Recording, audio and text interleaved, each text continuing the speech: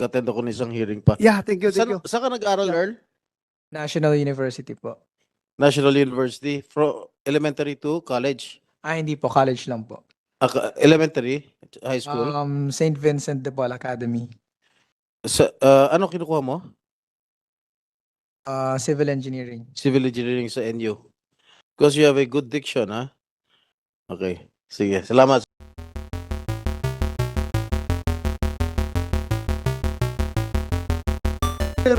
Earl Banjula, the son, you want to Yes, say sir. something?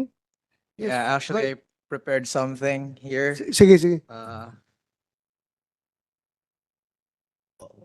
Ikaw ay anak ni Allan Banjula. Yeah, opo. Tapos, hindi ka doon nagpaalam na pupunta ka dito. Hindi niya alam. Yeah, it has a story po. Actually, matatakal ko rin po dito. Okay, sige, continue. Please. So, good morning, Senator J.V. Ejercito, Ms. Pia Cayetano, Senator Ronald De La Rosa, Senator Padilla, members of the Senate Committee, and fellow citizens. I am the son of the cyclist. I stand before you today with the intention of sharing my concerns and frustrations with the public. My father and mother have been incredibly supportive, both of my siblings and me, from the moment we came into this world. They dedicated themselves tirelessly to provide for our essential needs. My father never fell short in caring for us, and our entire family has worked diligently to ensure we have the quality of life we rightfully deserve. We lead a modest yet content life, cherishing our strong family bond. August 8, 2023, 10 p.m., hindi pa nakakauwi yung father ko. I was worried, and yung lola ko rin. Kasi usually 5 p.m. yung dad ko po nakauwi na sa bayan kasi yun talaga yung time na nakakauwi na siya sa bahay namin. And then she received a phone call from my father saying na nasa police station siya. And then nakauwi na yung dad ko around 2 a.m. And akala ko doon na natatapos yung lahat. Akala ko okay na. August 27, 2023, nakita ko yung video. Sinagi, binatukan, minurat, kinasahan ng baril ang tatay ko. As his son, nakakapangahina. I feel mixed emotions. I was disappointed, I was mad, and I was sad. This is one of my fears that I wouldn't be able to be there when he needs help. Naturally, he would feel fearful given that Gonzalez used to be a police officer and he's alone in a police station surrounded by people he doesn't even know. And sino nga naman talaga yung dehado doon? Of course, my father. He chose to forgive the man kahit na siya yung nagrabyado. I chose to speak with Attorney Fortune after seeing his post because I wanted him to motivate my father to take legal actions against Gonzalez. I would like to express my gratitude to Attorney Fortune for his efforts in assisting my father and affording me this opportunity, despite the potential risks involved. However, my father had already made his decision. Nevertheless, I convinced myself that I needed to instill hope in our society and to my father. I want my father to recognize the significant opportunity in confronting Gonzalez.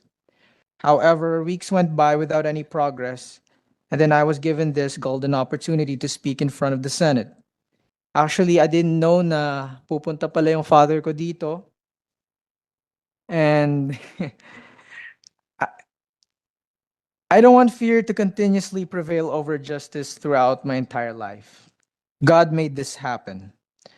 I observed that the media provided Gonzalez with an opportunity to express his views, whereas my father, on the contrary, was unable to share his concerns during that time with the public due to the fear that our lives might be altered and one of us could potentially face harm or even death. For me, I hold respect for the Gonzalez family. But it is crucial for everyone, regardless of their wealth or status, to follow the legal procedures that apply to all human beings. The law dictates this. And resorting to threats and abuse of power should not be the approach. This is the standard process when someone is caught or has committed wrongdoing. They should express remorse, perhaps shed tears, because they have been apprehended. But what if the video had never come to light in the media? What would have transpired then? One should anticipate the repercussions of their actions. For my father, I know he's mad at me. Hindi ko alam ang magiging desisyon mo. But as your son, nirerespeto kita sa desisyon na gagawin mo. Actually, he doesn't want me to be here because he fears that baka anong mangyari sa akin or to my brothers and sisters or even our family. But I want to man up. I want to show courage. I'm still grateful that you showed us that you care for us. And I'm grateful that you are my father. Either you want to forgive him or not, I want to make sure you understand that whenever an opportunity arises or a significant societal shift occurs, it's crucial to take advantage of it. This action will help safeguard the well being of future generations. To our senators, it is their responsibility of each and every person in the government to prove that it isn't, that our justice system is not flawed. They have to prove it. They have to defend the underprivileged and vulnerable. We exist in a society where the notion that mayaman lang ang may hustisya is becoming all too common, and I've grown wary of it. As a member of the younger generation, we are wary of this state of affairs. And we're tired of witnessing daily news reports detailing the abuse, harassment, killings, injustices, and numerous other injustices suffered by our fellow citizens. And my father is a victim of injustice. Individuals who possess firearms, especially law enforcement officers, should undertake a process aimed at promoting responsible firearm ownership to ensure they use their weapons responsibly and minimize the risk of harm to the public. Those in positions of authority should exercise their power responsibly for the betterment of society. Public taxes should be utilized for the greater good, enabling the creation of laws that ensure the safety of our citizens both day and night, whenever and wherever they venture outside. And it is important to recognize that fear acts as our constraints as humans. I want my father to understand that. Kung ipapakita natin na takot tayo sa ating mga kababayan, yun na din ang magiging paraan na pamumuhay nila habang buhay. Mananatili tayong takot. We must break the cycle. We must exhibit not only resilience but also courage in the face of those who oppressed us. Cease to underestimate the youth, for they represent the future. Don't diminish our potential. Despite our youth, our determination for change exceeds conventional expectations. And allow me to end this with a quote. Injustice anywhere is a threat to justice everywhere. We are caught in an inescapable network of mutuality, tied in a single garment of destiny. Whatever affects one directly affects all indirectly. I hope the Senate will find merit in my words. My aspiration is that this will also serve as a beacon of hope to my father and for the public, indicating the possibility of societal transformation. Thank you. Thank you, Mr. Earl Banjula. We heard you loud and clear. And thank you for manning up in behalf of your father. And I would like to congratulate your father for raising you up to be a fine gentleman you are today. Ha? Pasalamat pa rin sa tatay mo. Ha? Sana walang samaan ng loob between you and your father because sa akin, napaka-importante yung pamilya. Ha? Mr. Allan Banjula, may samaan ba kayo ng loob ng anak mo? Okay lang? Actually, nag-aalala lang po sa kanya yan. Sa Nag-aalala kanya, ka Your lang. Honor, as a father po. Kasi hindi ko po alam na nandito yun eh. Akala ko kung nasa school po. Actually, di Kasi po ako umigip sa akin nag-copy nga. ng Take note lang ah. Humingi po Mamaya sa pa akin yung ng bao pasok niyan, ko. papasok ng school. So, hindi ko po alam na nandito yan. Mamaya, pumasok ka na ha? Galing mo dito. Mamaya pa po yung pasok ko. Ha? Mamaya pa? Mamaya pa po, panggabi po ako. Okay, pero Mr. please, I am asking you ha. Please, huwag ka kahit na nakita mo na mukhang nakukulangan ka sa action ng tatay mo, pero huwag kang sumama ng loob sa tatay mo ha. At Mr. Banjula, napaka-importante po yung pamilya. Kaya yung anak mo, intindihin po rin yan dahil you raise him up to be a very good person. Kaya siya nagsalita ngayon. Hindi ko Ha? po siya masisisi, Your Honor, kung Ano? hinahangaan niya si Atty. Raymond Fortun. Kasi magaling naman talaga abogado. Very Wala good. po akong magagawa sa sitwasyon na yan. Model niya. Naging Opo, model Mr. niya. Chair, Mr. Chair, Yes, Pwede ba laman kung saan nag-aaral si Earl? sandali lang. I would like to acknowledge the presence of Senator Jinggoy Estrada. Pasensya ka na, Your Honor. Hindi Okay kita lang. na-recognize. Sorry for coming in late. Nag-attend ako ng isang hearing pa. Yeah, thank you, thank you. Saan ka nag-aaral, Yeah. Earl? National University po. National University. From elementary to college. Hindi po, college lang po. Elementary, high school. St. Vincent de Paul Academy. Ano kinukuha mo? Civil engineering. Civil engineering sa NU. Because you have a good diction, ha? Okay. Sige. Salamat. Bakit? Mas maganda pang diksyon niya sa diksyon ko. Ikaw, Senator Jinggoy, you're implying something, ha? My diction is very Bisayanic, ha? Anyway, ganun talaga ang buhay. Hindi ako nakapag-aral sa private na school, kaya barangay school lang yung akin. But anyway, senador naman ako ngayon. Diba? Sino pang gustong magsalita?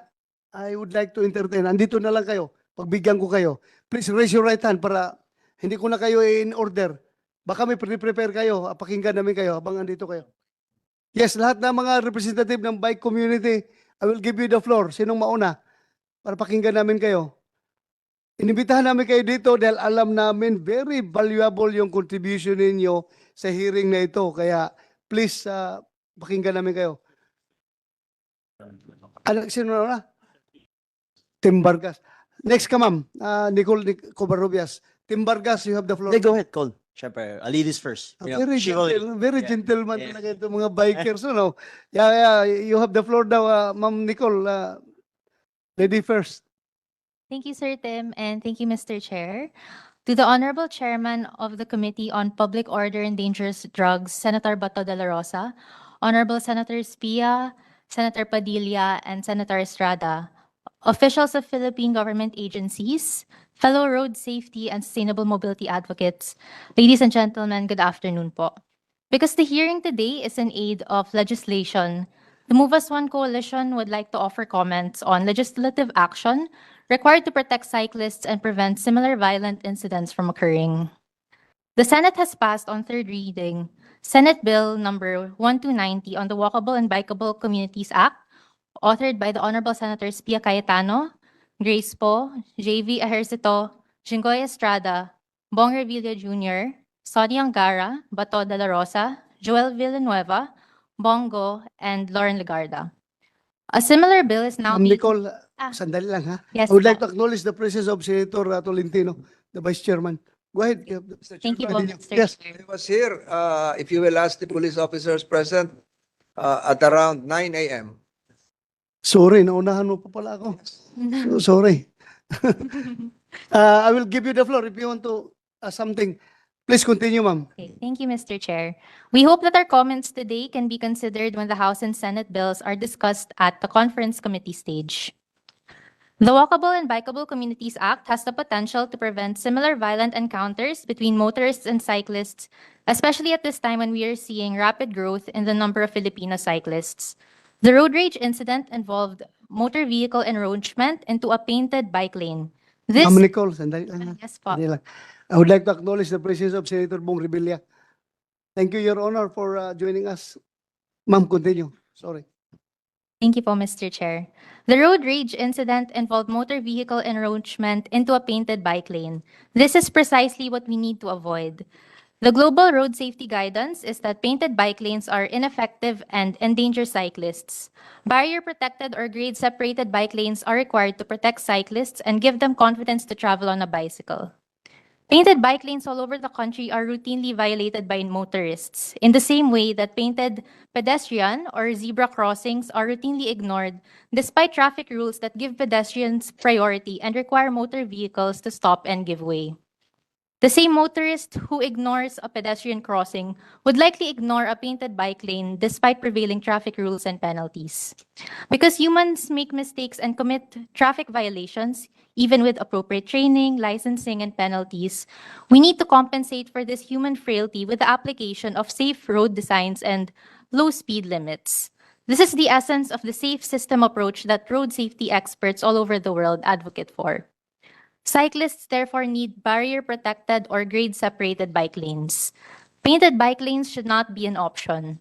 For roads with insufficient space for a protected bike lane or sidewalk, if pedestrians and cyclists are forced to mix in the same space with motor vehicles, the guidance of road safety experts is that the road should automatically be a slow street with a speed limit of not more than 20 kilometers per hour and with self-regulating or traffic calming infrastructure such as speed bumps or raised crossings to slow vehicles down. The safety and welfare of vulnerable road users should be the paramount consideration in the design and management of roads. The lives and safety of pedestrians and cyclists are precious and should not be compromised. We request our honorable senators to give this matter special attention at the conference committee stage of the Walkable and Bikeable Communities Act. Maraming salamat po and good afternoon. Thank you, Ma'am Nicole Covarrubias. Pwede kami humingi ng kopya ng statement mo, ha? Sure Please po. furnish this committee. Sige po. Thank you po, Mr. Thank you Chair. for that. From here, Mr. Tim Vargas, you have the floor. Yes, thank you very much for the Senate hearing. We thank you, Senator Francis Tolentino. I can attest, by the way, Senator Tolentino was here 9 a.m. Nandito kasi kami ni Cyrus 8:50, and I can attest Senator Tolentino was here 9 a.m. So, maaga Thank you, dumating thank you, siya. thank you. And we thank you also. Witnesses. You're under oath. Yes. Yeah, personal knowledge naman yan, no, sir.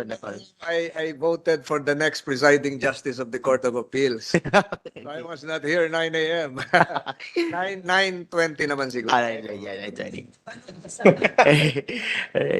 Go ahead. Thank you also, Senator Pia, Senator Bato, Senator Padilla, Senator Villa, and Senator Estrada. And earlier, Senator Cayetano, and of course, Senator JV was here earlier. Maraming salamat for a very, very swift resolution and action on this. We call it sometimes an unfortunate case. And, on all levels, ang hirap din naman mapunta sa isang sitwasyon na ganito, coming from both parties. No? And this is something very unfortunate. And I'll make it very short.